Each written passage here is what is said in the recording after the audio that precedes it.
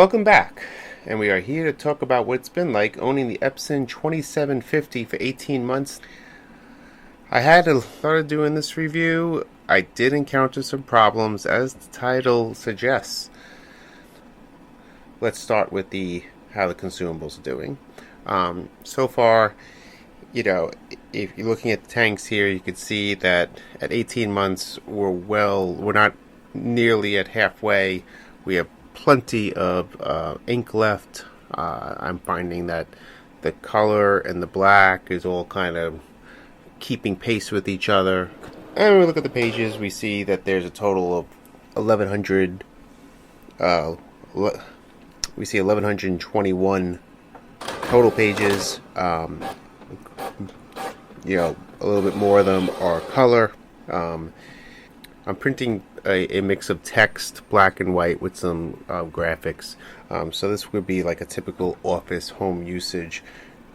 In the US I'm using pretty much letter-sized paper in it, so you get an idea. And I went as far as, even now that I have 3 data points in history with the usage, I even put this on a graph and plotted out, started plotting and projecting just how long this is going to last me. And obviously it's going to go way beyond the 2 years. In fact, I'm probably going to get double that. The big question is the printer itself going to last that long? So the consumables I'm happy with. I just to touch on photos very quickly, I did do a photo demonstration in one of my previous videos, but I used kind of basic photo settings, since I have played with doing very high resolution photos, and the printer actually does do a very good job at reproducing high resolution photos. So I asked my wife what she's thought of the printer now that's been in the house for the past 18 months. Her first comment was, "I'm happy I don't have to worry about changing the ink." And while that sounds obvious, with the regular inkjet printer, we were inserting ink cartridges almost on a monthly basis. It was just constant worry of when, and if you've exhausted it enough, and do you really need to change it. So they were always, all that's obviously gone, and she was very thankful of it, because for us it's also, where is the ink? Do we need to order it? Did she put it in? Did I put it in? It was a pain. Her next comment was that she liked that it was small. Now, if you fold all the trays in, as I have pictured here, you can see it does take up a nice small footprint. Realistically, when you're using the printer, you're going to have to extend out these trays. You're also going to be more free to print, because you're not going to be worrying about the ink levels, and so you may find yourself using it more, and then therefore it's going to be taking up a larger footprint.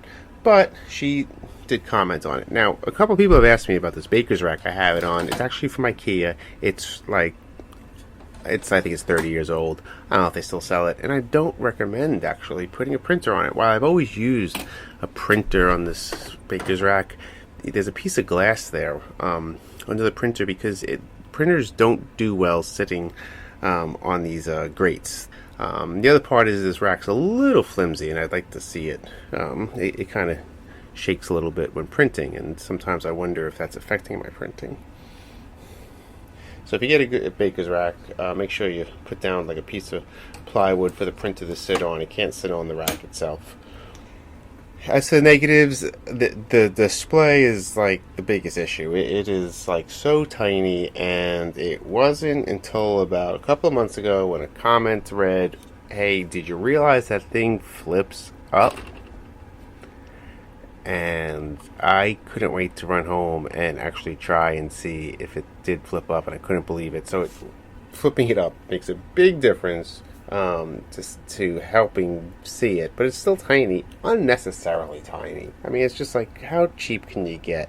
I don't know. So the display is just, and the icons, it's all silliness. So let's talk about the problem that's going on. If you look at my typical print job, it would be something like this map of the Museum of Natural History. In fact,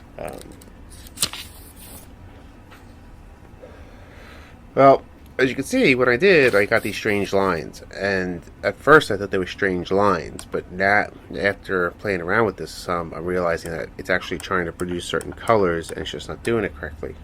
Now, a couple other people have comments about this, and they said the printer was garbage, and it was broken, and I simply said it had to be calibrated. So I started going through a number of calibration techniques, and things started improving. I tried cleaning the heads.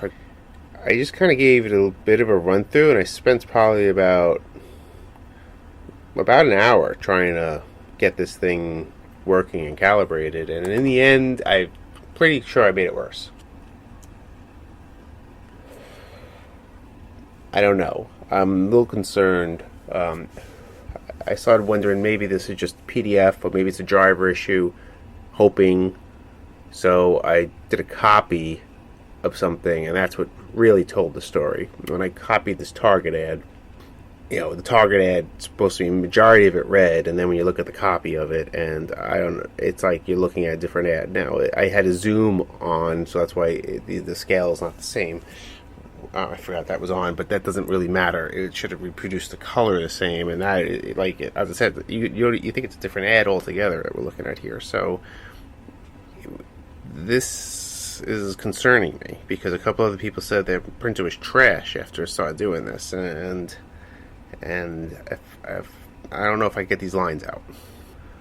I'm going to leave this review as it is now, and that at the 18-month mark we have hit a problem. It has now impacted my view of whether I want to recommend this printer going forward. I'm going to be curious if how many other people are crashing out before your 2 years even gets there. I'll keep you updated. Whether I recommend it or not is now going to be in debate. We'll see what the next steps are in fixing it.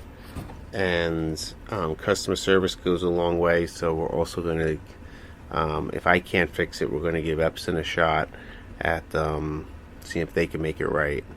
And we'll see how this goes. Well, thanks for watching.